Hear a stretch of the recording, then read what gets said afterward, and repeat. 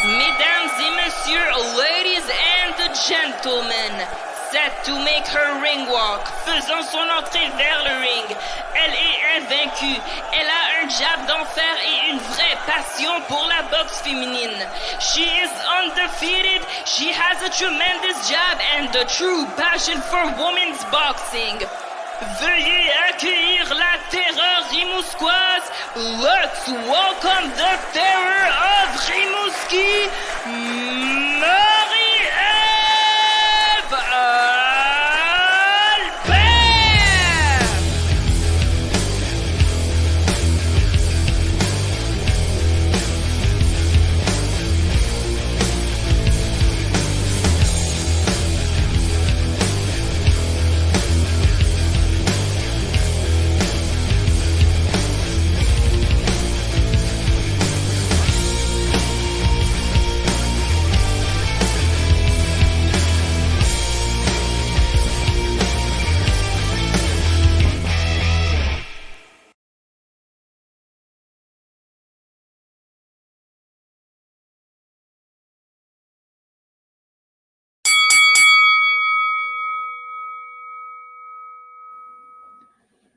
C'est une question de temps avant qu'elle gagne un trophée MetroStar animatrice de l'année, podcast sportif.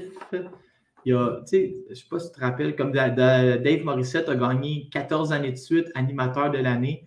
Un jour, la séquence sera brisée. Quand Marie-Ève Albert sortira de l'enveloppe, animatrice de l'année, émission de sport, Marie-Ève Albert, 120 secondes. Peut-être l'année prochaine, Marie-Ève? Ben, ça dépend. Là, toi, t'entends-tu, tu te prépares-tu à gagner ou à me compétitionner? Non? Non, parce que je ne veux pas payer le 750$ pour être inscrit. Là. Il y a tout le temps une patente où il faut payer. À l'Union des artistes, genre? Ouais, moi, je ne paye pas. Fait que tu es sûr de gagner. On a trop de sujets pour s'épivarder dans l'introduction.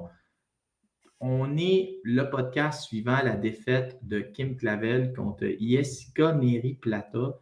Écoute, l'analyse du combat, elle a été faite et refaite un peu. Je veux quand même t'entendre là-dessus.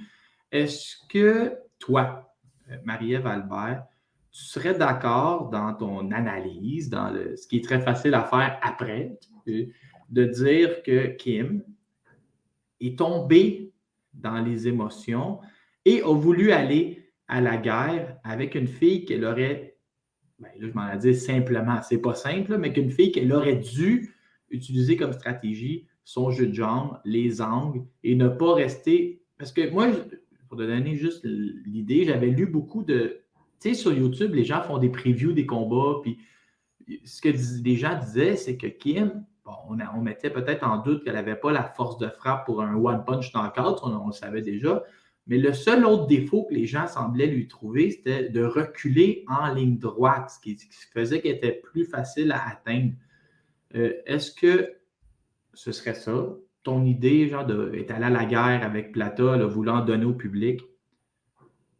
Ben oui, c'est mon idée, mais c'est aussi son idée parce qu'elle elle fait une tournée médiatique présentement. Je pense que c'est terminé là, pour parler de cette défaite-là. Puis elle dit elle-même, je me suis laissée emporter par la foule, par les émotions. Puis dans le fond, elle est tombée dans le piège du plan de match de Neri Plata. Elle a joué la game que Neri Plata voulait qu'elle joue. Parce que Neri Plata a beaucoup plus de boxe que d'autres Mexicaines qu'on a déjà vues. Elle n'est pas juste capable d'aller en avant. Donc, si tu amènes Neri Plata dans une guerre, on s'entend que Neri Plata, des filles qui vont à la guerre, qui vont de l'avant, elle en a affronté, elle en a soupé. Là, tous ses adversaires ou presque du passé là, boxaient de même. Fait que côté expérience, c'est elle qui est capable de gérer ça le mieux. Parce qu'elle sait c'est quoi, quelqu'un qui avance, Kim était émotive. On l'a vu, on l'a pas tant vu émotive à la pesée puis aux conférences de presse cette fois-là, mais dès le ring walk, moi, je sentais qu'elle était très, très fébrile et émotive. Tu sais, elle rentrait avec Luciane Boutet sur la chanson de Luciane Boutet devant une foule, elle faisait clapper des mains aux gens. Puis là, je me suis dit, OK, là, on est dans le show, on n'est pas on n'est pas concentré tant que ça. Peut-être que je me trompe, mais je sentais déjà une forme de distraction qui était liée à tout ce qui se passait autour. Puis on l'a vu aussi dans le ring. Là, les gens ont beaucoup parlé d'un ring trop petit, 16 par 16 au lieu de 20 par 20. Je crois pas que ça aurait fait une grande différence, même si c'est vrai que ça fait quand même broche à foin un peu. Ça fait broche à foin, mais je crois pas que c'est... Faut pas utiliser ça pour expliquer la défaite, parce que Kim a effectivement boxé émotive. Elle a rentré dans les coups de Neri Plata. Neri Plata l'a amené pas mal, elle tendait des pièges dans les coins pour utiliser sa contre-attaque. Elle échangeait coup pour coup, Kim. C'est pas son habitude. Comme tu dis, elle se déplaçait en reculant en ligne droite, mais pas juste ça. Elle restait devant. Elle a moins utilisé ses angles que d'habitude. Son jeu de pied, comme tu dis, est restée devant Neri Plata au lieu de la boxer, comme on dit, hein, d'essayer de la boxer. Je veux te parler de Neri Plata, OK? C'est quoi ce phénomène-là? Elle arrive ici, là, mais ça a l'air d'une bibliothécaire, là. J'ai été impressionné par le fait qu'elle n'était pas beaucoup dans les émotions, mais elle n'a jamais été comme zéro agressivité. Jamais. À la limite, il n'y a pas eu de moment d'euphorie. Elle arrive au Québec d'un calme plat. Elle demeure calme. Elle se rend jusqu'au combat. Son visage, il n'a aucune émotion. C'est la fille que tu ne connais pas son nom à la fin de ton secondaire 5, là, qui était dans ta classe pourtant pendant 5 ans. Aux 2 premiers rounds, elle n'est pas émotive. Elle n'a pas l'air à comprendre ce qui se passe. Kim est trop vite pour elle. Et là, au 3e, elle dit « C'est à mon tour ». Jamais, elle a réussi un gros coup. Il n'y a pas de manifestation de joie. Elle ne demande pas à Kim de rentrer dedans. Elle ne crie pas après Kim dans le ring. C'est quoi ce phénomène de dame paisible-là? Genre, elle avait un calme que moi, j'ai trouvé désarmant pendant le combat. C'est désarmant. On n'est pas habitué de voir des boxeuses timides, réservées et timides. C'est une fille que j'avais interviewée 2 mois avant le combat et c'était difficile d'aller chercher des réponses, des longues réponses. C'était difficile. Il fallait vraiment la travailler beaucoup parce que c'est une fille qui est égale, qui est douce, qui a une vie très, très rangée. Elle-même le disait, chaque jour à l'entraînement, c'est un jour normal au travail, même si c'est le temps des fêtes, même si c'est ma fête. Elle est très, très, très focalisée sur sa routine. Elle n'a jamais un mauvais mot pour personne. En conférence de presse après combat, il y a des gens qui lui disaient « Penses-tu que Kim a été trop confiante, le promoteur, puis tout ça? » Puis sa réponse était magnifique d'une certaine manière. Elle dit « Non, je ne crois pas que Kim ait été trop confiante. On est 2 championnes. C'est normal qu'on soit chacune confiante de gagner notre combat. » Donc, elle l'amenait tout le temps de cette manière-là. On lui a demandé « Veux-tu donner un rematch? » Tout de suite, elle a dit « Bien sûr, je voudrais donner un rematch. » Quand elle apprend que Kim a la COVID, a l'influenza, il ne va pas bien, elle répond à Yvon Michel mais est-ce qu'elle est correcte? Elle ne répond pas, genre, je suis fâché d'avoir perdu mon combat. Mais je veux revenir sur quelque chose que tu viens d'amener, OK? Je veux dire, si moi, j'étais promoteur, OK, mais là, ça, c'est simple à dire, mais ce que je ferais, prochain combat de Kim, combat revanche contre Plata ici au Québec, on lui trouve une autre ceinture contre Bermudez, mettons. Tu sais, on entend parler plein de choses. Là, je sais que ça coûte cher, là, mais moi, je sacrerais Jean-Pascal en demi-finale, exemple, pour aller chercher de cette attention médiatique-là. J'ai trouvé, et c'est rien contre Maslow McDonie, qui est peut-être un type aussi qui est très réservé et timide et qui n'est pas encore connu des Québécois, j'ai trouvé que Kim avait beaucoup d'engagement, pour une fille qui revenait de l'influenza, avait beaucoup d'engagement médiatique, avait beaucoup besoin d'être celle qui charriait la carte de boxe. On a vu le texte qui est sorti. Yvon Michel n'a plus de champion du monde. J'ai trouvé qu'Yvon Michel, il était peut-être. Yvon Michel, ça, c'est son principal défaut. Il pourrait être président du club optimiste de Candiac. Il se lève un matin, là, il est à la radio. Là, je sais pas, vous irez écouter le podcast avec Ross Amber puis Matt Casavant, avec publicité gratuite. Il dit janvier, Neri Plata. Avril, OK, on a un titre WBO vacant, peut-être. Il dit juillet, on va mettre la IBF. Décembre, je vais louer le Centre Bell, 5 000, 10 000, 12 000, Estrada, 1 million, New York. Un moment, là. Tu peux pas me dire, Marie-Ève, qu'ils n'ont pas sous-estimé Neri Plata en réservant 3 autres dates puis en faisant des pyramides de ceinture. Il me semble que c'est du déjà vu. Hein? On se rappelle Marie Spencer avec Camille et Stéphane il n'y a pas si longtemps que ça. T'es disparu. Je te vois Oui, plus. je m'en vais plugger mon laptop. Fait que c'est ça, tu sais, dans le fond, on pense tout le temps, c'est un déjà-vu d'il n'y a pas si longtemps. On a vécu la même histoire avec Mary Spencer puis Camille et Stéphane. J'ai l'impression que pour vendre la boxe au Québec, les gens ont envie de visualiser tout le parcours potentiel où ça pourrait amener. Le risque avec ça, c'est de trop focaliser sur le futur et pas assez sur le présent. C'est correct de fantasmer un peu sur ce qui peut arriver puis de le mentionner, mais avec le si, et le si n'est pas toujours là. Il ne faut pas parler, pécher par excès de confiance, c'est quand on affirme.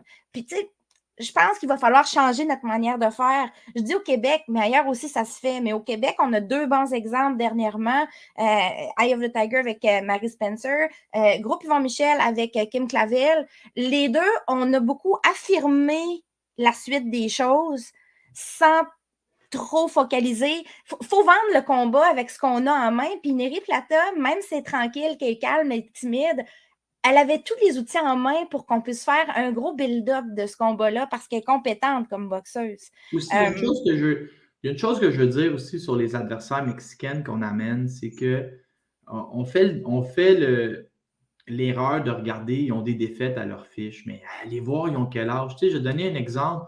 Pendant que Plata perdait ses 2 ou 3 combats, Kim en perdait des combats à l'international chez les amateurs. Oui. Tu sais, la vraie fiche tu sais, je vais juste faire rire, mais tu sais, des gars comme Canelo puis Wilder, ils ont commencé leur carrière à leur 34e combat pro, dans le fond, parce qu'ils ont affronté 33 montages de fiches. Mais au Mexique, ça n'existe pas. Tu sais, la pauvre Néry Plata, elle est juste focusée. Hey, elle a 2 défaites. Néry Plata, si on regarde simplement pro versus pro, c'est elle qui avait la grosse fiche. Parce qu'elle a affronté des méchantes filles tough. Des filles, tu sais, il y en a qui connaissent pas ça, Esmeralda Moreno, puis tout ça, mais c'est des filles qui ont été championnes du monde. Elle a perdu contre Kenya Henriquez, qui est considérée... championne du monde sur sa fiche. Tu sais, Kenya Henriquez, c'est une défaite qu'elle a eue, Néry Plata, là. Mais Kenya Henriquez, c'est une énorme boxeuse. Il y en a qui la considèrent comme la meilleure des 108, 112 livres. Aussi, une chose que je veux rajouter pour Néry Plata, c'est que ça commence à être spectaculaire. Elle est allée battre Jessica Bopp. Elle était négligée à 7 contre 1. Elle est allée la battre chez elle. Contre Kim, elle est négligée à 7 contre 1. Elle est allée la battre chez elle. Il va falloir à un moment donné donner à Néry Plata ce qui lui revient aussi. Là, Néry Plata, elle aimerait ça. Il y a plusieurs possibilités pour elle, puis pour Kim aussi. Là, Kim, elle va prendre du repos, première chose, puis on ne sait pas combien de temps. Attendez-vous pas à voir Kim dans 2 semaines, à reprendre l'entraînement. Selon moi, ça va prendre au moins 1 mois avant qu'on recommence à la voir vraiment rentrer dans un gym. Puis c'est normal. Tu récupères, tu as été malade, tu as eu du stress, tu as eu des blessures, tu as eu plein de choses depuis 2 ans. Là, elle va prendre un vrai repos. Après ça, qu'est-ce qu'on fait? On ne l'envoie pas tout de suite, probablement, en revanche, contre une fille comme Néry Plata. Tu veux au moins corriger des choses au gym, essayer de faire au moins un combat pour être confortable avec ce qu'elle vient de modifier dans sa manière de boxer. Peut-être à la fin de l'année, on va la revoir en championnat, mais peut-être que ça va aller juste à l'année prochaine. Faut pas là, faut falloir suivre le cheminement normal de quelqu'un qui doit aller corriger des choses au gym. Parce qu'on a vu, ça a beau être un excellent combat, Kim n'était pas satisfaite de sa boxe. L'entourage de Kim n'était pas totalement satisfaite. On est fiers d'elle parce que ça a donné tout un show. Mais ça reste que pour Kim, elle n'a pas boxé comme elle voulait boxer. Puis ça, c'est dérangeant. Il faut qu'elle retourne faire son travail au gym. Il faut lui laisser le temps de le faire. Sinon, on va avoir une prise 2 de la même affaire. T'sais. Fait que ça, là, on va voir. Pour Néry Plata, les options sont variées. Néry Plata, maintenant, elle va peut-être devoir faire une défense obligatoire. Contre qui? Peut-être contre Yesenia Gomez, l'ancienne championne WBC, qui lui devait une revanche, mais c'était pas c'était que ça allait arriver. Sinon, il y a une unification complète qui pourrait arriver parce qu'au mois de mars, on a Evelyne Bermudez qui va se battre contre la sœur de Kenya Henriquez, Tania Henriquez, pour les 2 titres vacants. Et ça pourrait amener une unification complète, mettons, autour de septembre-octobre. Pour les c'est intéressant, là. Tu as oublié le point numéro 3. C'est Nisa Estrada. Néry Plata pesait le poids de la division en dessous. Elle a pesé. Donc, ça aussi, elle ne va pas se fermer la porte si la meilleure offre est en bas. Et puis ça a été toute une histoire aussi, parce qu'à la conférence, elle a pesé, après ça, tout le monde voulait savoir pourquoi elle pesait 104 livres. qu'elle faisait minimum weight. Puis elle disait, puis son père aussi dit non, c'est juste arrivé comme ça. Mais à la conférence de presse d'après-combat, par exemple, quand il lui a dit c'était quoi la stratégie, ben, le père de Nery Plata, là, il a pris la parole puis il a dit « J'ai voulu la baisser de poids le plus possible pour aller chercher des coups plus stiffs puis beaucoup plus de vitesse. » C'était stratégique, le poids. Ouais. Mais il n'a pas voulu le dire avant.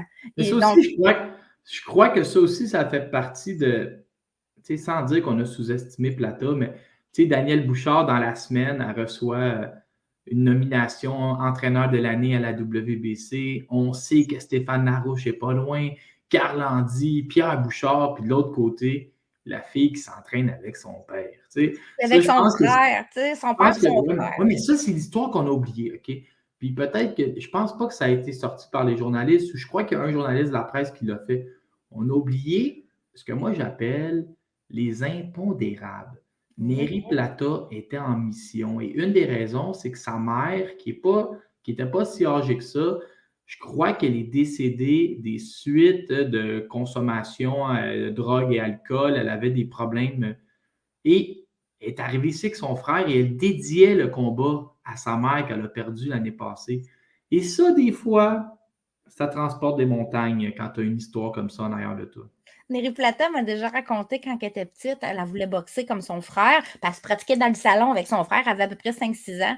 Puis, à un moment donné, son père, il a voulu la dompter en disant « Non, je veux pas que tu boxes », mais il l'a inscrit dans un tournoi pour faire un vrai combat contre un petit gars parce qu'il n'y avait pas de petite fille. Elle avait à peu près 7 ans. Puis elle s'est présentée là, puis lui, il se disait, il parlait à l'autre équipe, il dit « Ménagez-la pas, je veux la décourager de boxer. C'est pas pour les filles. » Puis elle est arrivée là, elle, puis elle a knocké le petit gars au 2e round, puis c'était fini. Son père a dit « OK, bon, je suis pris avec ça. » Fait qu'il a décidé « Je vais t'entraîner, mais on va le faire comme il faut. » Fait que c'est ça. Elle a fait un peu elle a fait de l'amateur aussi, mais pas autant que Kim. Puis elle a progressé vers sa carrière pro très jeune. C'est pour ça qu'elle a beaucoup plus de combats pro que Kim, étant plus jeune malgré tout. Il ne faut pas négliger ça. L'expérience dans un ring, podcast avec des plus petits gars, avec des filles qui avancent sur toi régulièrement. Bref, bon, qu'est-ce qui va arriver pour la suite? C'est pas la fin chez les filles. Hein. Chez les filles, une défaite, ça ne veut pas dire grand-chose. La plupart des grandes championnes ont une ou des défaites. Marie McGee en a 4, Jessica McCaskill en a plusieurs. On pourrait les en nommer, regarde, Merlin Esparza. C'est pas un problème de perdre chez les filles. Il y a moins de boxeurs, donc au top, ça se fait. On en a une à Edmonton qui en a peut-être 12 puis qui s'en va au Hall of Fame. Bon, là, il y a un autre dossier parce que moi, quand j'écoute les gars-là, je vais te faire rire avec ça. J'ai toujours mon Twitter ouvert avec le mot-clé, tu sais, qui est tout le temps comme les deux boxeuses de finale. Et là, ça s'est emballé. Moi, j'avais Marisol Moreno 5-3. J'en revenais pas. Je pensais que les juges y avaient donné 8-0 à Moreno après le combat. Là, Marie-Pierre Roule s'en sort. Du côté de son équipe, tu sais, du côté de son équipe, je parle agent et promoteur, on a été bons joueurs. On dit, oh non, on a Marie-Pierre gagnante, c'est elle qui a lancé les coups d'impact. Marie-Pierre a comme brisé un peu l'idée derrière tout le monde en disant « Oh, j'espérais m'en sortir que nul à Francis Paquin. » Tu sais, probablement qu'ils ont dit « Dis plus jamais ça. » Mais là, Marie-Pierre, là, je l'aime assez pour la bercer puis être parrain de ses enfants, mais ma question va être très violente. Je suis désolé. Est-ce qu'elle vient de se sortir des histoires qu'elle peut aller en championnat du monde ou parce qu'on pensait qu'elle était à 2 combats d'un championnat du monde. Est-ce que là, on doit retourner sa planche à dessin? Marie-Pierre et Sébastien m'ont dit quelque chose d'intéressant après le combat. Je suis restée avec eux autres un bon bout après la conférence de presse. J'ai fait ma petite entrevue, mais on a aussi parlé comme ça. Puis, ils m'ont clairement dit quelque chose qui fait du sens aussi. Marie-Pierre, elle n'a pas le background amateur que d'autres ont eu sur le plan international. Elle a moins de combats, elle a moins d'expérience, donc elle apprend sur la job, comme on peut dire en tant que pro.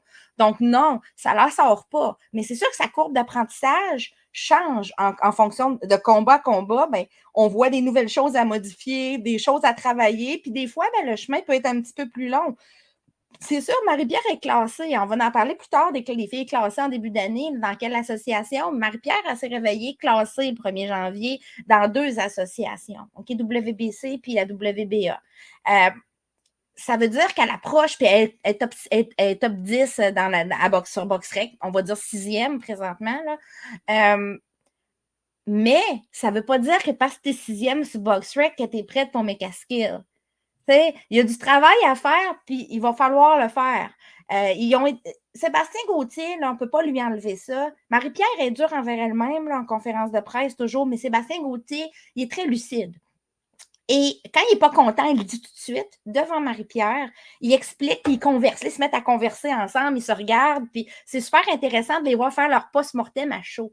Et il le sait qu'il y a du travail à faire. Maintenant, il y a des portes qui vont s'ouvrir, il va falloir être ingénieux dans le matchmaking puis dans les choix qu'on va faire. Parce que c'est pas parce qu'il y a des portes qui s'ouvrent qu'il faut les prendre. Il va falloir décider si cette porte-là va être une porte qui va t'amener vers quelque part ou va te faire reculer.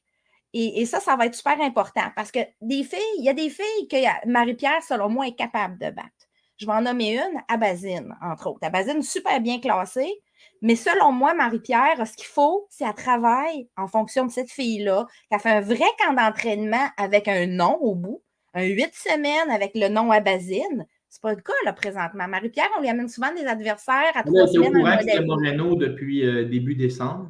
Oui, bien, Moreno, c'était depuis le début décembre, sauf qu'il faut comprendre, ça, c'est une autre affaire aussi. Tu te préparais pour Olivier Giroula avant, puis là, tu comptes, après ça, elle s'est préparée pour Giroula / Moreno, parce que pendant un bout, les deux l'une était backup de l'autre, puis après ça, tu as 6 semaines de plus. C'est long, un camp d'entraînement qui dure 8 semaines plus 6, puis que tu passes pas ton temps des fêtes normal. Il y en a qui vont dire que c'est un sacrifice normal, mais physiquement, ça se peut qu'il y avait eu un petit peu d'épuisement puis de surentraînement aussi.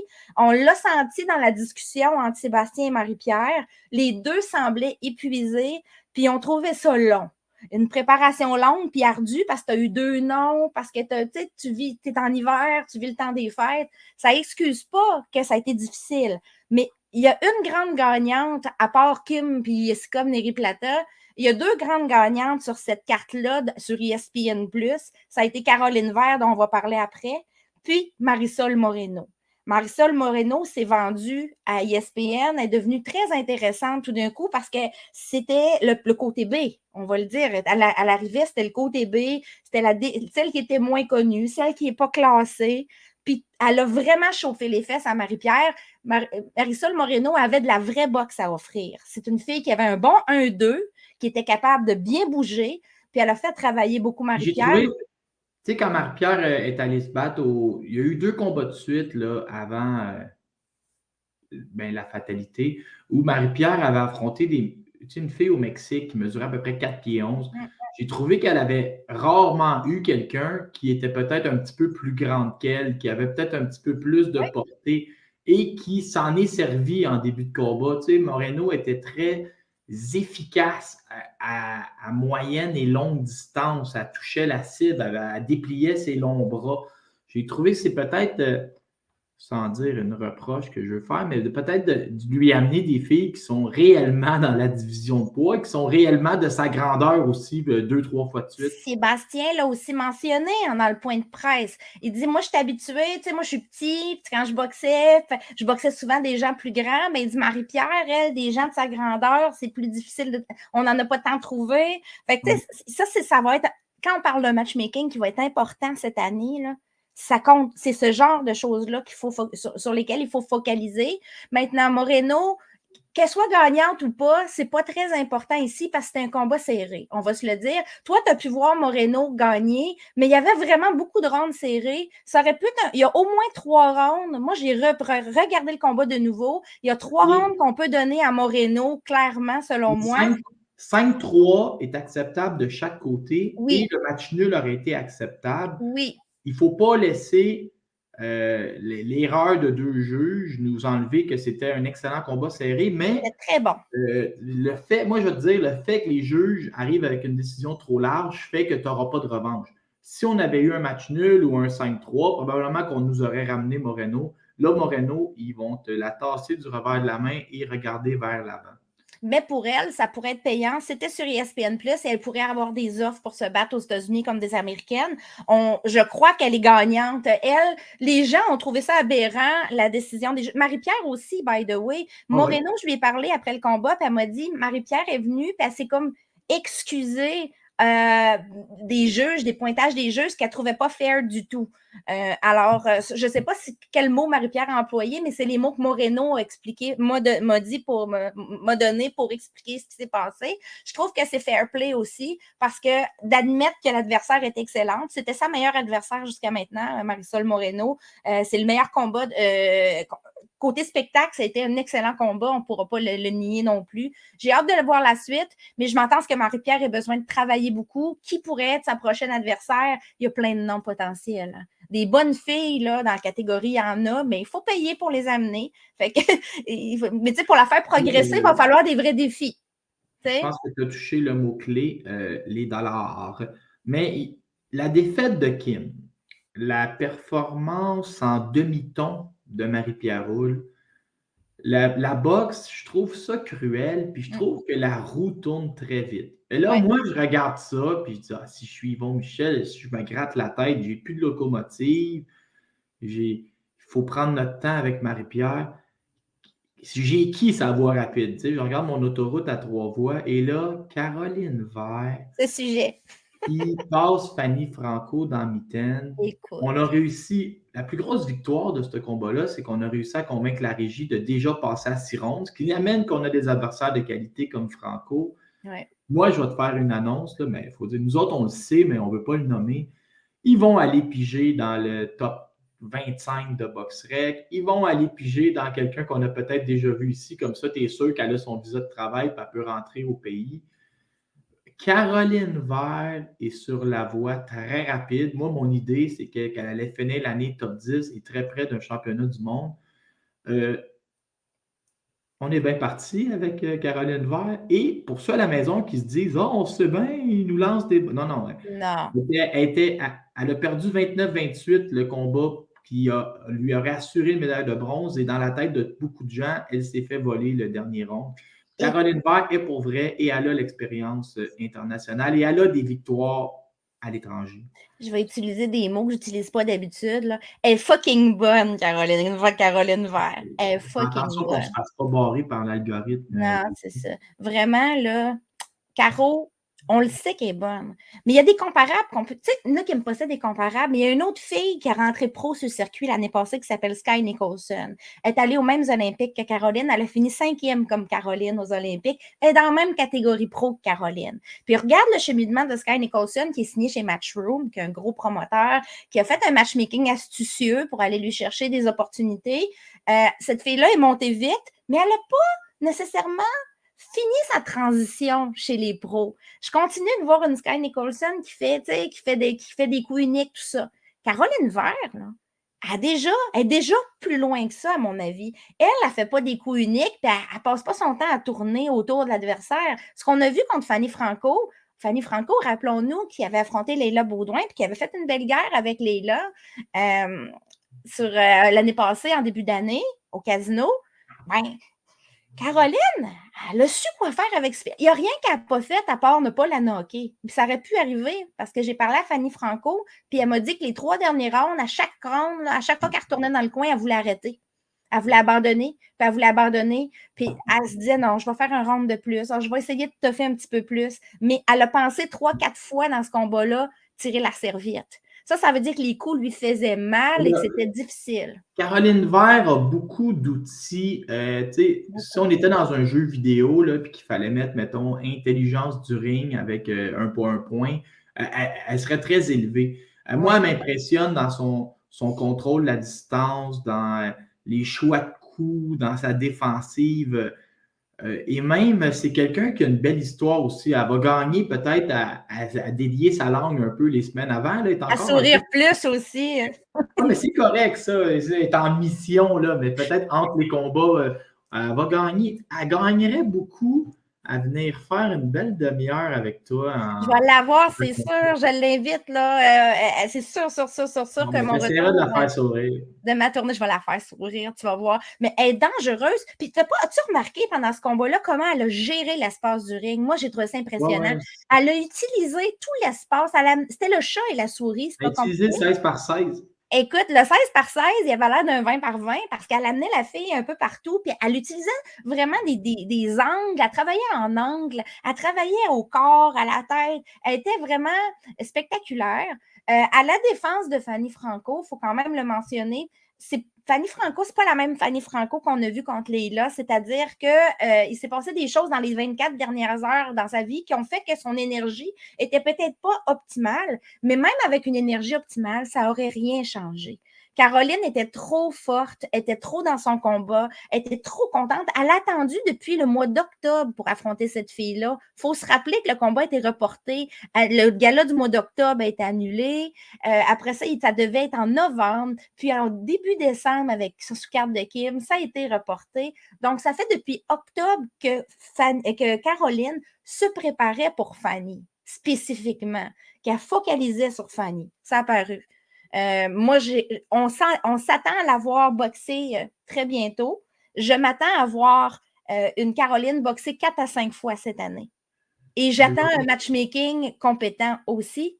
Il va falloir des adversaires. On ne peut pas amener des adversaires faibles devant elle. Elle a besoin de progresser rapidement pour s'aligner aux autres filles de la catégorie qui sont jeunes, puis qui poussent, puis qui reviennent des Olympiques. Là.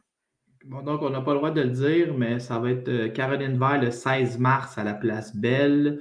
Vous verrez l'adversaire en temps et lieu. On ne veut pas nuire aux négociations. On est vraiment gentils, nous autres. Ils ont déjà mentionné, Caroline puis Groupe Yvon Michel ont déjà mentionné qu'elle se battrait en mars, donc ça fit notre affaire. Ouais. Bientôt de retour dans 2 mois. Dans 2 mois, c'est mars. Fait que sous carte de Jean-Pascal, fort probablement, à moins de quelque chose qui arriverait d'ici là, mais on va attendre les annonces officielles, effectivement. J'ai hâte. En conclusion, sur notre dossier Caroline Vert, attendez-vous à ce que Caroline Vert soit celle qui profite le plus du circuit du Casino de Montréal pour finir l'année. Yvon Michel n'a pas le choix de produire des shows pour avoir accès à des grosses commandites du casino. Et il n'y a plus, si vous regardez, là, il n'y a pas une tonne de boxeurs. Même tantôt, je vais te surprendre avec un sujet qui n'est pas Stalis, mais à un moment donné, ça va prendre du monde pour boxer et ça risque d'être Caroline Vert qui va profiter et être sur le circuit du casino et peut-être même boxer, pourquoi pas 5 fois cette année. Amanda Serrano tentera de devenir undisputed contre Erika Cruz. On ne sait plus là. J'y vais, Laurent. 4 février. 4 février, je vais y aller. Ça va se passer au Hulu de Madison Square Garden. C'est l'année d'Amanda Serrano. C'est l'année d'Amanda Serrano qui commence. On ne pense pas, mais elle, tu sais, quand on disait tantôt voir loin, là, elle voit loin et elle voit plein d'opportunités. Elle, son rêve, c'est de devenir undisputed. Elle a l'opportunité parce que le combat contre Erika Cruz a été ordonné et ça va être une copromotion de Most Valuable de Jake Paul et de Matchroom. Alors, au Hulu, le 4 février, il devrait avoir 4 à 5 combats féminins en sous-carte. On en parle, c'est de là qu'on va faire ça. Serrano, je ne crois pas qu'Erika Cruz a une chance vraiment contre elle. Ben, elle en a une, parce qu'on a toujours une chance en boxe. Mais Serrano a tellement attendu longtemps, elle a tellement de boxe. On voit Serrano souvent comme une fille qui fait des knockouts, là, puis qui a de la puissance. Ben, elle a beaucoup de boxe, Serrano aussi. Erika Cruz est une excellente boxeuse, mais je ne crois pas qu'elle a les outils qu'il faut pour affronter Serrano chez elle à New York. Surtout qu'il lui manque juste un titre. On sait que Serrano a même déjà l'IBO puis la Ring Magazine. Il manque juste le titre WBA de Cruz pour être undisputed pour la première fois. C'est l'année de Serrano, comme je te dis, parce qu'aprje ça, si elle gagne, je vais utiliser le conditionnel, je ne ferai pas l'erreur de projeter comme nos promoteurs québécois. Si elle gagne contre Erika Cruz, elle va focaliser sur un futur combat contre Katie Taylor à 135 livres. C'est déjà sur la table, c'est déjà, je pense, négocié. Et là, elle aurait la chance d'être undisputed 2 fois dans la même année, dans 2 catégories de poids différentes. C'est ça son but, Amanda Serrano. C'est ça son but. Être undisputed 2 fois dans 2 catégories de poids différentes. Ça va être énorme, ce combat-là. Serrano, 7 fois championne dans 7 catégories différentes, pourrait être undisputed le 4 février. Cruz, il faut se rappeler que c'est elle qui avait battu Elena Merjanovic 2 fois. Elle a quand même de la bonne boxe à offrir. T'sais?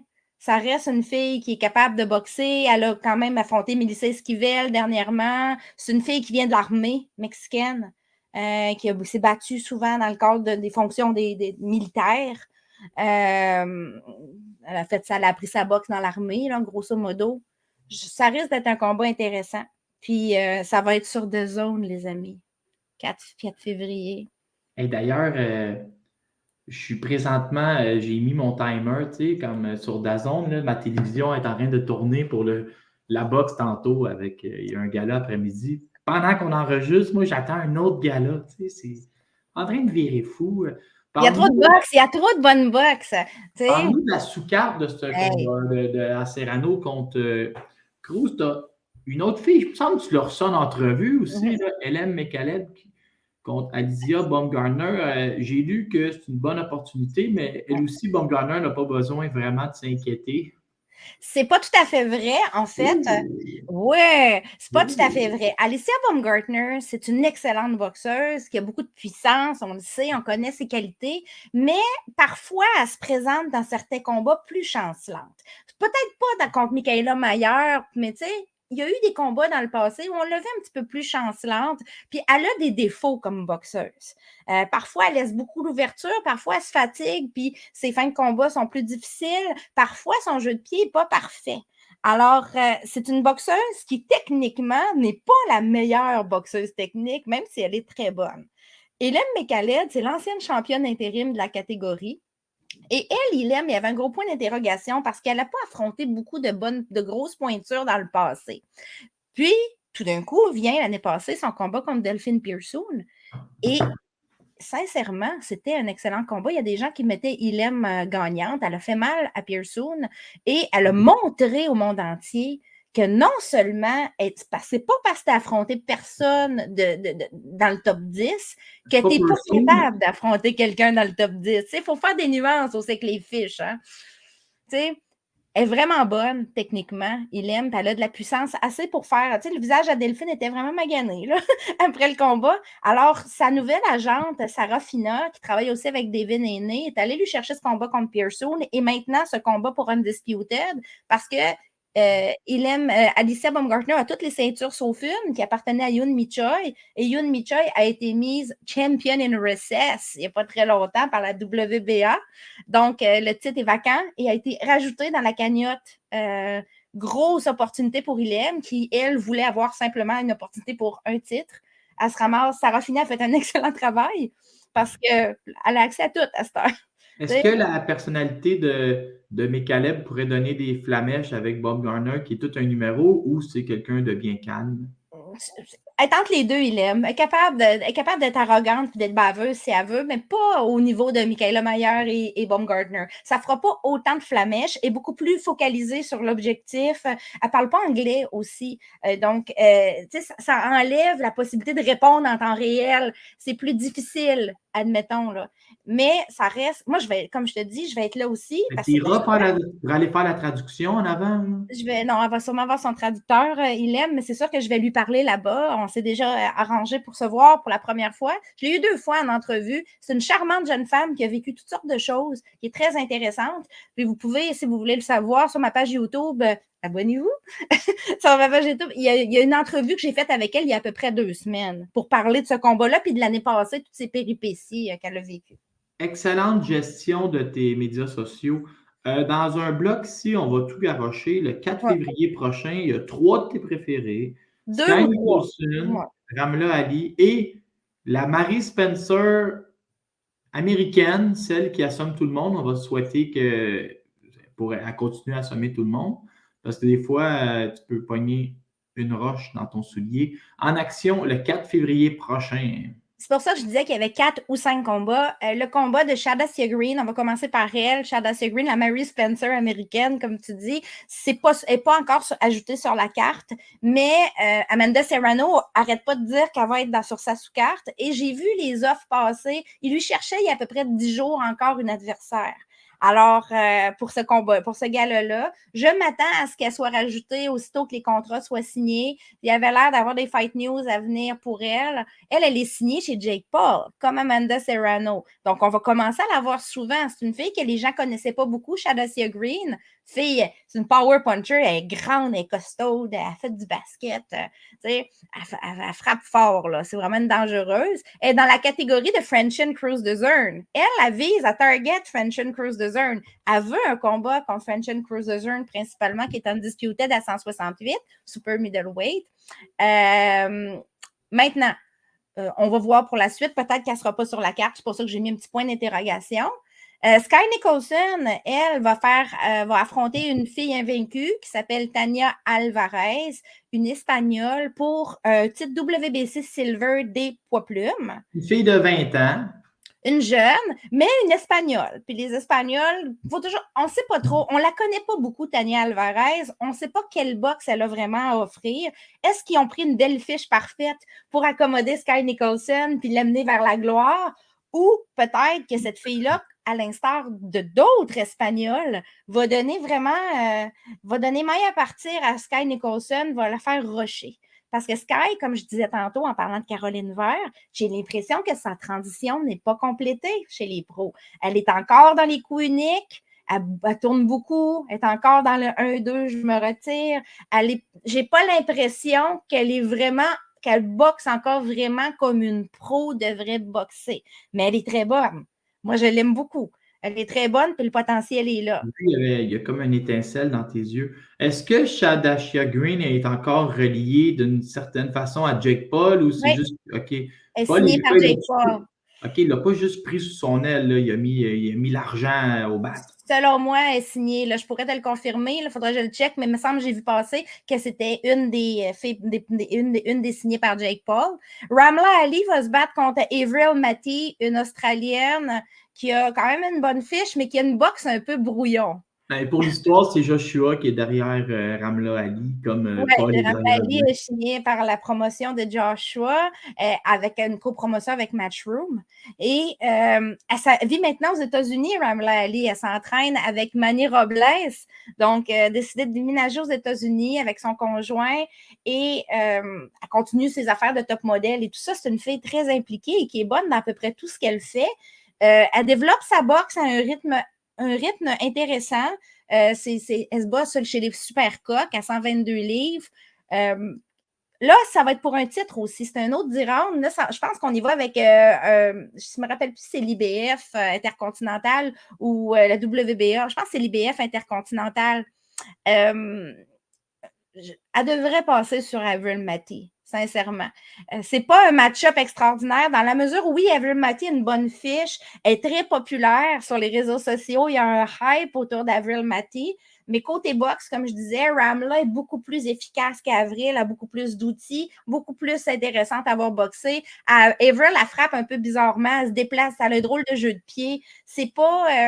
elle essaye fort, elle est intéressante, mais je vois pas le potentiel de championne du monde chez elle à court terme. Ramla Ali, qui est boxeuse et mannequin. Boxeuse, mannequin, ambassadrice de l'UNESCO, l'UNICEF.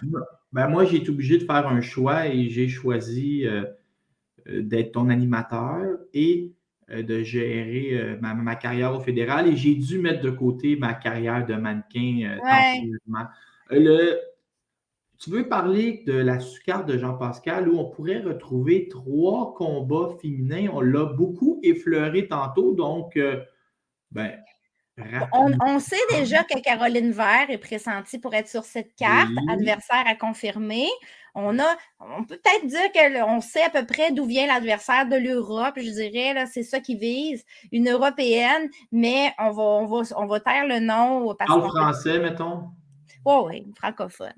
On va dire francophone de l'Europe. Ça serait probablement elle.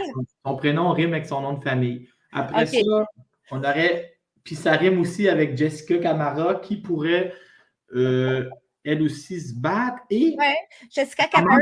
Amanda Gill, rapidement, là, c'est quoi l'histoire? Il me semble qu'elle a vécu toute une année 2022. J'ai vu ça passer sur tes médias sociaux. Oui, j'ai fait une petite entrevue avec elle rapidement, un quick chat, comme on dit. C'est aussi disponible sur YouTube. Abonnez-vous. Amanda Galley, dans le fond, l'année passée, elle a commencé son année en gagnant un titre canadien, mais sa mère était mourante. Sa mère, elle a eu 8-10 ans de cancer du sein, des rémissions, des rechutes. Elle était aussi pourvoyeuse de soins pour sa mère en fin de vie, des soins palliatifs à la maison. Donc, elle a passé un drôle de début d'année. Sa mère est décédée, puis après ça, il a fallu qu'elle réapprenne carrément à vivre. C'est ça qu'elle me disait. Elle dit, je savais plus, j'avais plus de repères. Ça faisait 10 ans que je m'occupais de ma mère, j'avais une routine avec elle. Puis là, il fallait que je vive pour moi-même. Donc, elle a réappris toute une routine de boxeuse, mais focalisée sur elle-même beaucoup plus, là, avec un vrai horaire comme les autres boxeuses de son entourage. Avant, elle ne pouvait pas s'entraîner de la même manière. Elle a fait un combat où elle s'est cassé la main au mois de juillet. Un combat qui était difficile. Elle s'est cassé la main au premier round, puis elle a quand même réussi à aller chercher un combat nul avec une main cassée. Et elle est revenue en mois de décembre avec son premier knockout comme pro. Donc, elle est en pleine progression. Elle est en copromotion avec Lee Baxter et Lou DiBella. Donc, elle va être sur la carte de Jean-Pascal. C'est confirmé. Elle me l'a dit en entrevue et Lou DiBella l'a confirmé aussi sur Twitter par après, à partir d'un de mes tweets où je le mentionnais. Donc, on n'a pas d'adversaire encore, mais ça va être une fille fantastique à aller voir boxer. Elle est très intéressante. C'est une fille qui est physique. C'est pas nécessairement une fille qui est puissante au maximum, mais elle a beaucoup de boxe à offrir, est intéressante. Elle a eu une belle carrière amateur. Elle a été plusieurs fois championne canadienne. C'est une fille qui vient des amateurs, qui est connue par les filles qui ont été amateurs à peu près à la même époque qu'elle. 16 mars. 16 mars prochain, attendez pas pour rien le communiqué de presse ou de l'œil sur TVA Sport. On vous le dit. Pour Jessica Camara, elle est aussi chez Lou DiBella, donc c'est probable qu'elle soit sur la carte, mais aussi l'adversaire, même chose, une Européenne francophone. Ça reste à confirmer le choix d'adversaire. Oui, n'annonçons pas d'adversaire tant que la régie n'a pas étampé l'étampe. C'est ça. On a du côté de Mera Moneo, elle bat Erika Farias. Et maintenant, elle est prête pour Cathy Taylor. On voit que du côté d'Amanda Serrano et Cathy Taylor, on a utilisé une technique qui est différente de celle de la boxe masculine. Au lieu de simplement se réaffronter tout de suite et de monnayer, on a continué à regarde, me retourner collectionner des ceintures, puis on fera ça l'année prochaine. Parfois, c'est payant. Puis aussi, il ne faut pas oublier que Cathy Taylor est undisputed, donc des défenses obligatoires, elle en a en masse à faire. Alors, Cathy Taylor, elle, c'est pas le genre à faire des défenses optionnelles faciles entre ses combats jusqu'à temps qu'on ordonne un combat. Elle aime ça se débarrasser de ses défenses obligatoires rapidement pour être en mesure, après ça, d'aller chercher des adversaires qui lui tentent dans ses défenses optionnelles, comme on dit, et faire des gros cachets. Amanda Serrano, c'était une défense optionnelle, dans le fond, parce que pour Cathy Taylor, elle montait, mais elle venait de faire Firuza Sharipova avant, elle venait de faire Jennifer Ann, elle en avait fait plusieurs avant des défenses obligatoires. Mayra Moneo est son aspirante obligatoire. Depuis quelque temps déjà, c'est son aspirante, si je ne me trompe pas, IBF, mais je ne me rappelle plus vraiment. Là, je suis mêlée parce que je pense qu'elle est devenue aspirante obligatoire dans une autre. Bref, Mayra, c'est une fille d'Uruguay, une petite boxeuse vraiment, vraiment intense, qui boxe vers l'avant, qui a des petits coups secs, qui est vraiment rapide. Et elle lésine pas elle niaise pas non plus. Hein. Elle s'est dit, moi, Serrano, je ne suis pas due pour tout de suite, je vais me prendre un autre combat tough. Elle dit, je vais prendre Erika Farias. Elle dit, je vais prendre Erika Farias. Farias, il a affronté à peu près toute la planète. Si on regarde la fiche à Farias. Tu as vraiment prononcé Farias comme une fille de Rimouski. D'habitude, je trouve que tu fais très international, mais là... Non, je vais le dire comme Erika Farias. Tu as échappé un peu de Rimouski. Il y a un dossier que j'avais hâte de te parler parce que je suis tellement sur plein d'affaires sur Twitter que là, des fois, je me mélange, mais il me semble que c'est sorti hier soir. Est-ce que j'ai bien lu que Marie-Maggie, en plus de faire une entrée fracassante, est déjà classée numéro 1? Classée numéro 1 en arrière de mes casquilles sur BoxRec, oui. OK, je pensais que j'avais lu IBF, mais je te mêlé. Peut-être l'IBF aussi. Il faudrait aller valider, mais C'est ça, c'est BoxRec que tu as écrit, mais je ne me rappelle pas où j'ai vu ça hier. les classements IBF n'ont pas été mis à jour encore. Je m'attends à ce que ça se met à jour dans 2 semaines. Peut-être qu'on va avoir Marie-Megui pointer le nez dans les classements, dans le fond, mis à jour. Donc, attends, là, je vais juste me retrouver. Elle était à 135 livres et là, elle monte à 147 ou je suis tout mêlé, là? Elle était à 140 livres, puis elle faisait partie du même Road to Undisputed que Jessica Camara. Elle avait affronté Chantel Cameron, était championne IBF, elle perd son titre. Ça, c'est l'année passée, là, le milieu de l'année passée. Elle était déjà blessée juste avant, assez reblessée après. Elle a été inactive jusqu'à maintenant, OK? Elle revient contre une fille qui s'appelle Diana Santana, une fille qui n'a pas nécessairement une fiche extraordinaire, mais qui a beaucoup d'expérience, dans une nouvelle catégorie de poids à 147 livres. Et ça bonifie la catégorie des 147 livres. Tu te rappelles, l'année passée, Laurent, à la même date, on se disait les 147 livres, c'est faible. C'est faible, il n'y a pas beaucoup de filles. Mais là, tout d'un coup, on se ramasse avec des filles comme O'Shea Jones, Marie-Megui. Probablement, une fille comme Chantel Cameron va monter. Probablement qu'une fille comme Terry Harper va descendre à 147 livres. Il y a énormément de profondeur qui s'est rajouté, des prospects aussi, et ça rend la catégorie vraiment le fun à suivre. Marie-Megui qui pointe le nez en 2e position après sur BoxRec, après cette victoire contre Diana Santana. Maintenant, Marie-Megui, c'est une fille qui est intéressante, mais qui a quand même des défauts. Mais c'est une fille qui boxe vers l'avant, qui boxe fort, qui fait des guerres, tu sais. Elle a un style vraiment enivrant. Est-ce qu'on peut envoyer une Marie-Pierre Roule contre Marie-Megui tout de suite? Je pense pas. Il y a une affaire que je voulais te dire sur Marie-Pierre, faire un long détour avec le début de l'émission. Tu sais, ils font ça des fois quand tu écoutes District 31, là, on revient comme au début, à la fin. Et Marie-Pierre est comme assise à la clôture des 140 livres aussi. Fait que, à un moment donné, je pense que c'est ça qu'on va apprendre, là, que Marie-Pierre est rendue à 140. Je serais surpris de la voir se lancer d'un gros projet à 147 parce il suffit de regarder les pesées pour voir qu'on est en train de tenter quelque chose. Elle se tient dans le milieu à 144 livres. Ça fait à peu près 2-3 combats qu'elle pèse 144. Elle se tient prête pour des opportunités des deux côtés. Une Marie-Pierre qui se battrait à 140 aurait un terrible de bon avantage. Ça serait en réhydratation. Dans le positif de la chose. Là, ça serait très intéressant à voir. Marie-Pierre qui a reçu une déclaration d'amour d'un journaliste montréalais dont on va taire l'identité. Et il lui a dit je te trouve vraiment belle. Et moi, j'ai confirmé, je la trouve vraiment belle aussi, mais. Bref, Marie-Megui puis Marie-Pierre, à court terme, je trouverais ça difficile pour Marie-Pierre. Tu sais, qu'on parlait d'avoir des opportunités qui peuvent s'ouvrir, mais il va falloir être clever, d'être vraiment sur la coche avec le matchmaking. Judicieux, mettons? Ouais, ben judicieux, je dirais. Faut se garder, il va falloir être lucide. J'aime mieux ce mot-là. Être lucide sur le matchmaking, ça serait le meilleur mot parce que des fois, c'est tentant de dire hey, on a un gros combat contre Marie-Megui qui est offert. Marie-Megui, elle va s'intéresser à des filles comme Marie-Pierre Roule. Mais moi, je veux te lancer quelque chose. Là. Je trouve que le moment est un peu. Et là tu n'as pas voulu le mettre dans le sujet, mais cette semaine, on apprenait de Benoît Rioux du Journal à Montréal qu'il allait avoir une rencontre entre Marie-Ève Dicker et son promoteur, Yvon Michel, et qu'allait possiblement, Marie-Ève allait annoncer sa retraite. Et là, moi, écoute, je sais que ça y appartient à elle, mais moi, tu sais, j'ai écrit un texte où je voulais enflammer l'Internet en disant « Je refuse la retraite ». Tu parles de 140 livres, tu parles de Marie-Megui, tu sais, Marie-Ève a toujours... Parce que moi, mon idée, c'est prends pas ta retraite si tu es pour avoir des regrets après.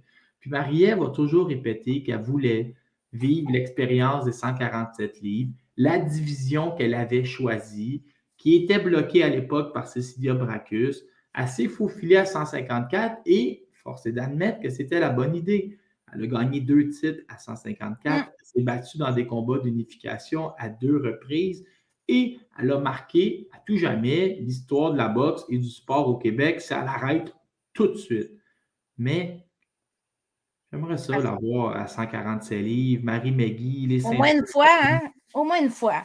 Il me semble qu'on a un projet inachevé ici. Là. Les médias, ils vont t'attendre. Là. Parce que c'est sûr que si on vient à Mary McGee, là, contre Marie-Pierre, contre Marie-Ève Dicker, ça serait fantastique comme combat. Là, ça serait beau à voir. Parce que le style à Marie-Pierre avec le style de Marie-Ève avec le style de Mary McGee, il me semble que ça fit. Il me semble qu'il y aurait, tu sais, Mary McGee qui va de l'avant, Marie-Pierre qui est grande. Tu sais, tout le temps Marie-Pierre, Marie-Ève, Marie-Pierre. Ça fitterait contre Abazine pour une ceinture vacante. Ça fitterait avec tout le monde. Ça fitterait avec tout le monde.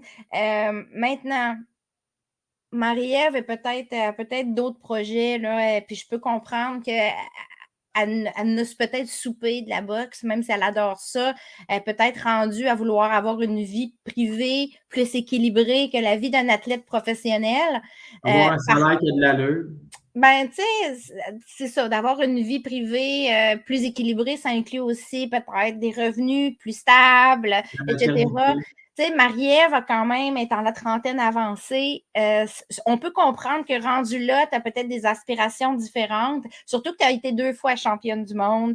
Tu as atteint tes objectifs, tu as au moins atteint une partie de tes objectifs, mais c'est sûr que moi, ça me fait quelque chose de penser que Marie-Ève n'essayera pas le 147 livres. Mais moi, c'est qu'elle est encore dans le gymnase à chaque jour. C'est une fille qui a toujours vécu dans les gymnases, que ce soit en karaté. Elle n'abandonnera pas l'entraînement, elle va rester en shape. Tu sais, elle est quasiment déjà prête là, à rentrer d'un camp d'entraînement. J'espère qu'elle ne le fera pas à regret. J'espère que si elle est bien avec elle-même, on ne forcera pas personne à se battre, là, mais si. J'espère juste qu'elle va être bien avec elle-même. Je ne veux pas avoir à revenir, moi, à 39 ans et demi. Hein. Fais-le là où.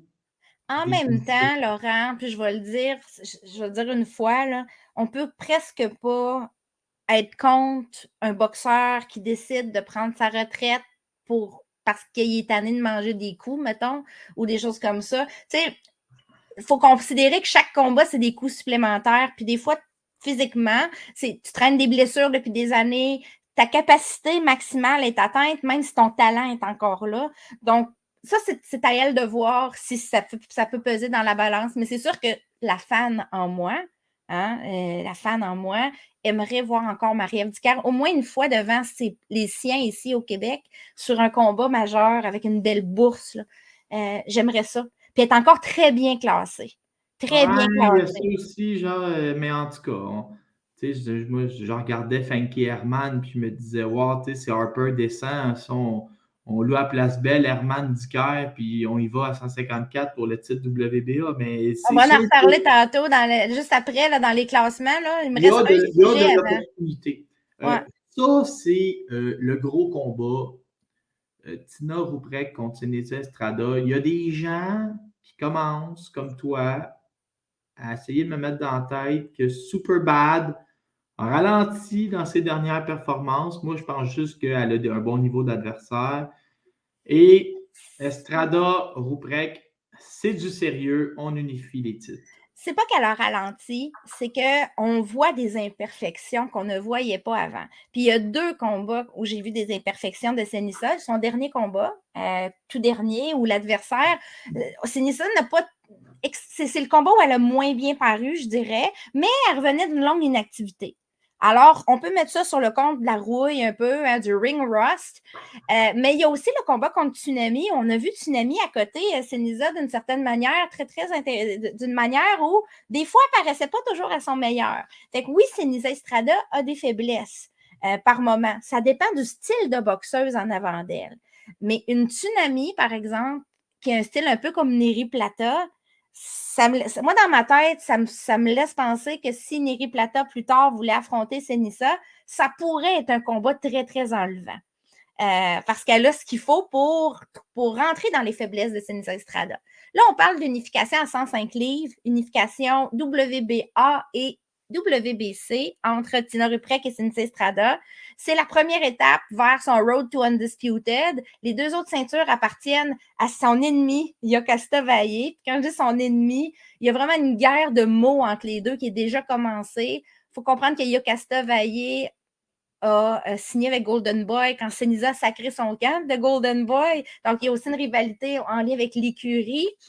Et Yokasta Valle, Seniza l'appelle Yokaka, juste pour te dire, là, sur les réseaux sociaux, là, ça va aussi loin que ça.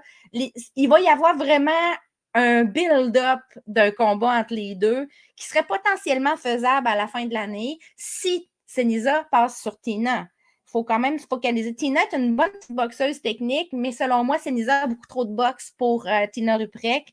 Je m'attends à ce que le combat va avoir lieu aux États-Unis aussi, pas en Allemagne, donc chez Seniza Estrada. Ça va être difficile pour Tiny Tina d'unifier, je dirais. Mais ça va rester un combat technique. Je m'attends à un combat qui va se terminer en 10 rounds. Je ne m'attends pas à un knockout et je m'attends à ce qu'il y ait beaucoup d'action. Tina, c'est une fille qui est dans l'action aussi, qui boxe quand même, qui est quand même très, très active dans un ring. Maintenant, est-ce qu'un combat d'unification totale entre Estrada et Valle, c'est faisable d'ici la fin de l'année? Ça va être très dur à négocier à cause de l'impératif Golden Boy, là, entre Top Rank et Golden Boy, ça va être difficile. Ça va être difficile. Donc, c'est quoi les autres options de Seniza Estrada? Ben, ça serait justement de monter à 108 livres pour aller... attention, il y a Neri Plata qui fait déjà le poids à 105. Oui, mais Seniza a mentionné cette semaine dans un tweet, je suis prête pour aller conquérir 2 catégories de poids. Mais on sent déjà que Estrada, je te dirais, risque de faire la même chose que Naoya Inoue, mais en fille. Elle risque de collectionner beaucoup de 105, 108 et 112. Disons qu'elle est mieux déjà d'agrandir son étagère. Elle veut être undisputed dans 3 catégories de poids. C'est ça son but ultime. Donc, il faut qu'elle le fasse de façon stratégique parce qu'on sait qu'il y a certains titres qu'on ne peut pas posséder en même temps qu'un autre. Mais 105 et 108 est tellement collé quand tu y penses. C'est juste 3 livres. Moi, des fois, 3 livres, là, je peux prendre et perdre ça dans le même après-midi. Mais toi, tu n'as pas la même grandeur que ces filles-là. Non, mais c'est quand même juste 3 livres. Essaye de me trouver dans l'histoire moderne de la boxe une championne qui se pointe au poids de la catégorie en dessous comme Neri Plata a fait à Montréal. Tu ne trouveras pas une tonne d'exemples. Mais ça se fait, ça se fait. Ouais. Puis il faut dire aussi que dans les plus petites catégories de poids, un 3 livres paraît comme un 8 ou un 9. Parce que c'est pas la... Tu sais, quand tu pèses 160 livres, puis tu sais, c'est pas le même impact, le 3 livres de plus sur ta masse globale qu'un 3 livres de plus quand oui, mais Neri Plata est déjà à 105 livres. Il n'y aurait aucun sacrifice. Mais Neri Plata, c'est pas elle qui veut descendre. Elle est déjà là, mais tu sais, c'était stratégique pour Kim. Habituellement, elle se bat pas à ce parce que Seniza Estrada, qu'est-ce qui arrive, là, c'est que si elle est sur une carte à New York et que la télé est avec elle, c'est que l'enveloppe qu'elle amène à l'adversaire est automatiquement la meilleure bourse qu'elle a vue dans sa vie. Fait que quand tu me dis, genre, Neri Plata n'est pas là, ben, je ne suis parfaitement d'accord avec toi, mais quand on voit le montant sur le chèque, ça se peut qu'elle soit là. Tu sais, si c'est Madison Square Garden puis New York, tu as des incitatifs. Moi, je pense que Seniza Estrada va vouloir aller chercher les titres de Neri Plata parce que ces titres-là ne l'empêchent pas de garder les siens. Elle n'a pas de titre WBO, Neri Plata. Donc, elle n'aurait pas besoin de laisser ses titres. Puis ça lui met un pied déjà proche d'une autre unification globale parce qu'oublie pas peu importe si elle bat Neri Plata ou Tina Ruprek, elle est à un combat d'être undisputed dans les 2 catégories. Soit contre la gagnante de Tania Henriquez et Evelyne Bermudez à 108, soit contre Yokasta Valle qui possède les 2 autres titres à 105. Donc, stratégiquement, je crois que Seniza Estrada, si ça ne s'organise pas avec Yokasta, va monter à 108 livres pour pour essayer d'aller chercher les 2 titres de Neri Plata. Ça, c'est si Neri Plata n'a pas les 4 titres d'ici là. Parce qu'elle pourrait avoir les 4 titres. Clarissa Shields s'était amusée à détenir simultanément 2 catégories de poids, elle tout seule. C'est fou, hein? Il nous reste un sujet. Tu veux nous classer tout ce qui bouge au Canada? Vite, là, je veux juste vous dire qui est rendu où là, dans les associations principales. On exclut l'IBO, mais mettons l'IBF, WBC, WBA et WBO. Là. Juste pour vous dire, à l'IBF, on a Mary Spencer numéro 4. On parle des classements de décembre, du 31 décembre, donc du 1er janvier. Ça peut changer d'ici un mois ou deux parce que les associations ne mettent pas leur classement à jour tout le temps. Bref, donc, Mary Spencer numéro 4 et Marie-Ève Dicker numéro 7 à 154 livres. Ça, c'est chez l'IBF. Donc, quand on dit Marie-Ève Dicker est encore classée, voilà une preuve. À 140 livres, on a Jessica Camara numéro 9. Donc, Jessica Camara numéro 9, ça pourrait augmenter ça, mais ça va dépendre du matchmaking. Cette année, il faudrait vraiment qu'un meilleur matchmaking, Camara mérite un meilleur rang que le numéro 9 à l'IBF. Là. Puis, à 126 livres, Yelena Merdjanovic reste là, la numéro 10. 112 livres, la petite nouvelle, Alexa Skubicki, numéro 6, après seulement 6 mois de vie pro. Peux-tu croire ça, Laurent? C'est une petite Canadienne. Il faut la suivre. Celle-là, elle a fait. Quand on parle d'un matchmaking stratégique, ça a été son cas. Les 2 derniers combats, elle est allée battre des filles bien mieux classées qu'elle, dont une fille classée à l'IBF. Fait que ça l'a amenée à finir son année, après être passée pro au mois de juin de l'année passée, numéro 6, dans une catégorie, les 112 livres, où il y a beaucoup d'activités. Donc, ça se fait, là, ça veut dire. WBA, là, on a encore Mary Spencer, numéro 3 à 154 livres.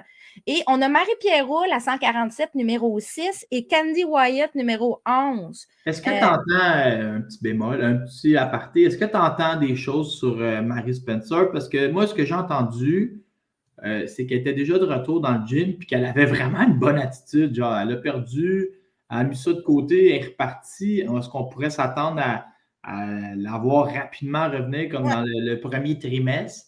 Je m'attends à un retour peut-être en mars au casino sur une carte d'Eye of the Tiger, mais je n'ai pas de confirmation, mais ça pourrait se faire. Si on regarde avec elle depuis sa défaite? Un petit peu comme ça, mais habituellement, j'aime bien laisser les boxeuses récupérer tranquillement. Leur sac patience, parce que tout le monde est après eux autres, mais c'est vrai que Mary Spencer a énormément d'expérience. Et quand je dis qu'il n'y a rien de fini, quand tu es numéro 3 d'une association, tu es vraiment bien positionné pour encore avoir une opportunité d'ici la fin de l'année.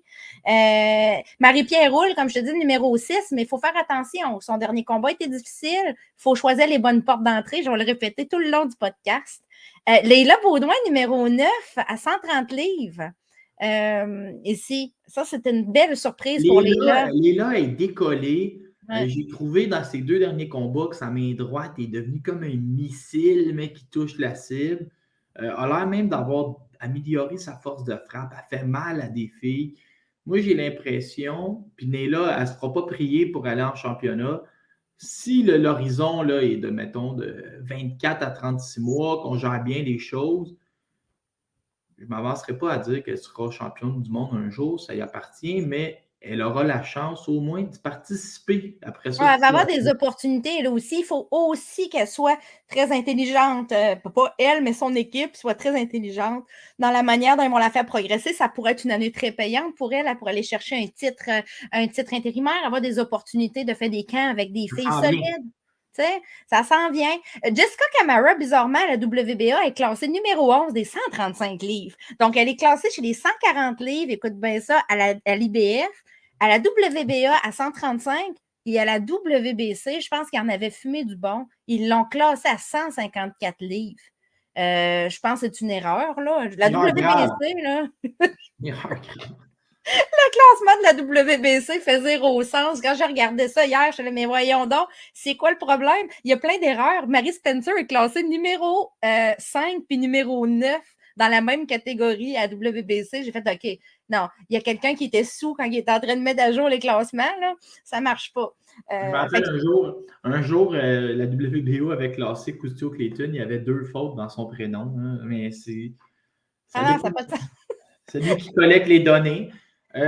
Bon, ben, je pense qu'on a fait le tour. Là. C'est un gros show, ça. 1h07. C'est correct. On est rendu dans ces eaux-là, là, entre 1h et 1h. Tu devrais charger un 3$ pour l'émission. Il y a tellement d'infos. Là. Là, moi, je pars on the road. Hein? Je pars pour le combat, le tournoi des Adelitas au Mexique, à San Miguel Allende, un tournoi amateur avec 2 jours complets de boxe féminine sur 3. Des adolescentes, des jeunes femmes. J'ai très hâte de mettre du contenu amateur sur ma page YouTube. Il va falloir suivre ça. C'est vraiment, il y a comme 5 pays qui participent à ça. C'est Librado Andrade qui organise le tournoi avec sa conjointe qui est une ancienne boxeuse pro, Laura Leiva. Très hâte de voir ça. Puis ensuite, je m'en vais couvrir le gala de Serrano Cruz à New York. Je vais être de retour dans 2 semaines. Et je vais vous ajouter plein de contenu d'ici là. Merci, à la prochaine. À plus!